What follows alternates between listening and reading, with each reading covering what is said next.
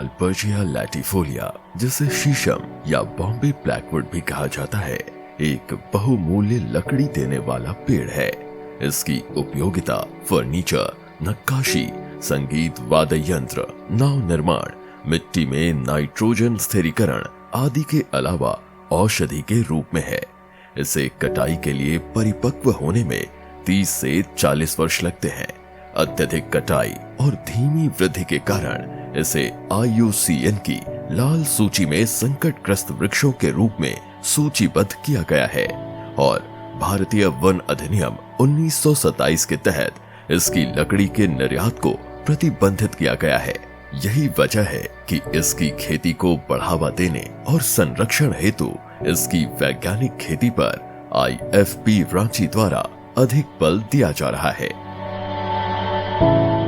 अगर हम डालबर्जिया लैटिफोलिया की बात करें, जिसको कि बॉम्बे ब्लैकवुड भी कहते हैं, ये झारखंड में पहले काफ़ी संख्या में पाया जाता था, लेकिन यहाँ पे पूर्व में अत्यधिक दोहन की वजह से इसकी संख्या निरंतर घटती गई और इस वजह से यहाँ पे अब ये कम पाया जाता है और IUCN की जो रेड लिस्ट है उसमें अब ये वल्नरेबल कैटेगरी में प्लेस कर दिया गया है। तो इसके जर्म प्लाज्म को बचाना, इसको प्रोपोगेट करना एक प्राथमिकता है।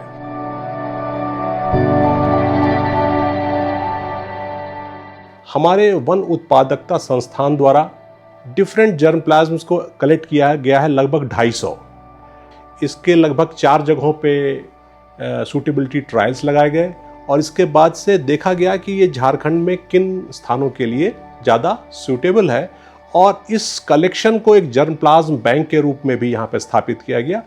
अब इस जर्म प्लाज्म बैंक के जरिए इनके सीड्स, इनके बीज, इनके रूट सकर्स के जरिए इसको मल्टीप्लाई करके और फार्मर्स को और जो अदर स्टेक होल्डर्स हैं उनको देने की कवायद जारी है। डी लैटिफोलिया के पौधे बीजों और वानस्पतिक प्रवर्धन द्वारा उगाए जाते हैं। बीजों से पौधे उगाने के लिए सबसे पहले पुराने पेड़ों से प्राप्त फलियों से बीजों को निकाला जाता है। फिर बीजों की बुआई के लिए अच्छी जल निकासी वाली नर्सरी तैयार की जाती है।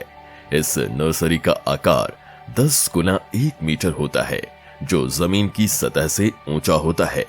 बीजों को नर्सरी में बोने से पहले बेड को कार्बन डाइजिम जैसे कवकनाशी से उपचारित कर लेना चाहिए। बेहतर अंकुरण के लिए बीजों को 24 घंटे तक पानी में भिगोने के बाद बुआई करनी चाहिए। फिर इसमें हल्की फुहार से सिंचाई करते रहनी चाहिए। मल्चिंग का सहारा लेने से बीजों के अंकुरण की प्रक्रिया और तेज हो जाती है। इस तरह से इसके बीज 15 से 25 दिनों में अंकुरित हो जाते हैं और बुआई के 30 से 40 दिनों के भीतर पाली पैकेट में रोपाई के लिए तैयार हो जाते हैं। इसकी नर्सरी तैयार करने के लिए हम लोग बीजों से भी नर्सरी तैयार कर सकते हैं और कटिंग्स के माध्यम से भी, जो जड़ की कटिंग होती है उससे भी नर्सरी तैयार कर सकते हैं। इसको लगाने का जो सबसे उचित समय है वो है जून जुलाई के मौसम में इसको हम लोग खेत में लगा सकते हैं। इसकी जो पेड़ होती है वो काटने के लिए 30 से 40 साल में तैयार हो जाती है एवं कटने के बाद ये काफ़ी आसानी से फर्नीचर्स एवं जो दूसरे कीमती इमारती सामान है उसको बनाने में उपयोग किया जाता है। डी लैटिफोलिया के पौधों को उगाने की दूसरी विधि वानस्पतिक प्रवर्धन है। इसमें कटे जल से निकले पौधे और जड़ की कलमों के अंकुरण के बाद युवा प्ररोहों की छोटी छोटी कलमों का इस्तेमाल होता है।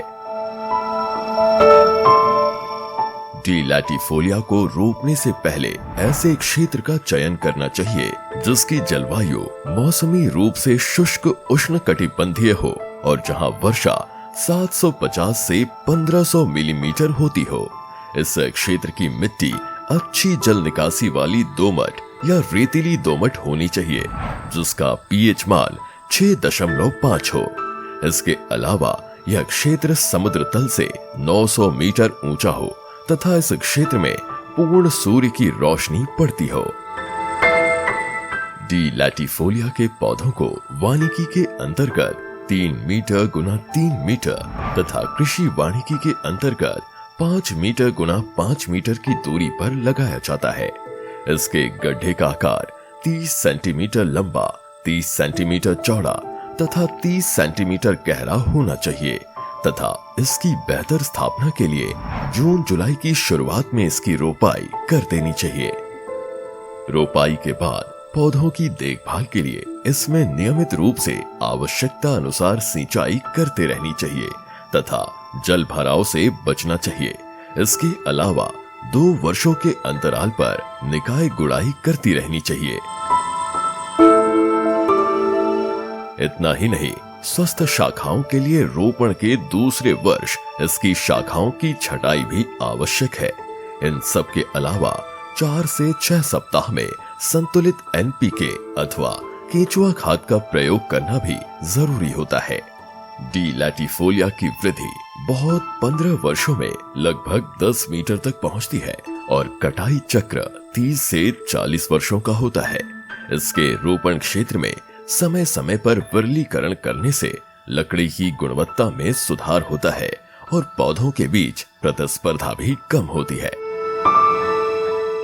डी लैटिफोलिया के वृक्षों में बढ़वार के दौरान कीट एवं रोगों की भी संभावना होती है। इसमें लगने वाले कुछ प्रमुख कीट हैं प्ररोह भेदक, एफिड, कैटरपिलर तथा स्केल किट। इसके अलावा इनमें लगने वाले रोग जड़, सड़न तथा पत्ती धब्बा प्रमुख हैं। उनके नियंत्रण के लिए नीम तेल या कीटनाशक या फिर साबुन का प्रयोग करना उचित होता है।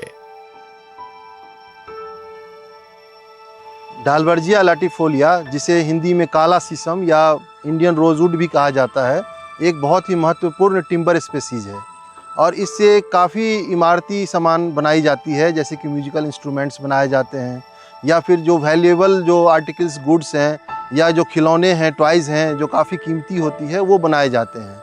ये हम लोग जिस फील्ड में खड़े हैं, ये पेड़ 3 साल पहले हम लोगों ने कैंपा प्रोजेक्ट के अंतर्गत लगाया था, जिसमें डालबर्जिया लैटिफोलिया के इम्प्रूवमेंट पे काम हम लोग कर रहे हैं।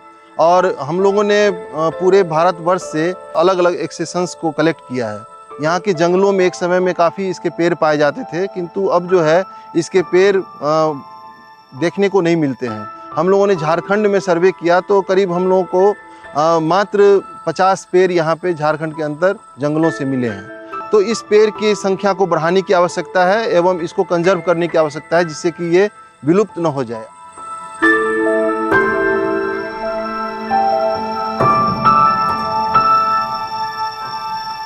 हम लोग इसके 250 एक्सेशंस को भारत के विभिन्न क्षेत्रों से कलेक्ट करके और यहाँ चंदवा में और झारखंड के अलग अलग क्षेत्रों जैसे हजारीबाग में, ललगोटुआ, रांची में हम लोगों ने असेंबल किया है जर्मप्लाज्म बैंक के रूप में। साथ ही इसके जो बेहतर प्रोजेनीज हैं उसको भी हम लोग आइडेंटिफाई कर रहे हैं तथा इसको अलग अलग विधियों से प्रोपेगेट करके किसानों को देने का काम कर रहे हैं तथा उनको लगाने के लिए प्रोत्साहित कर रहे हैं। IFP रांची डालबर्जिया लैटिफोलिया की वैज्ञानिक खेती के लिए न सिर्फ किसानों का सहयोग करती है, बल्कि उन्हें उचित मार्गदर्शन भी देती है। दीर्घकालिक निवेश के लिए इसकी वैज्ञानिक खेती काफी लाभदायक है। इसकी लकड़ियों की मांग बाजार में बहुत अधिक है। थोड़ी देखभाल, धैर्य और सही तकनीक अपनाकर इसकी खेती से किसान भाई लाखों की आमदनी कर सकते हैं और पर्यावरण संरक्षण में अपनी महत्वपूर्ण भूमिका निभा सकते हैं।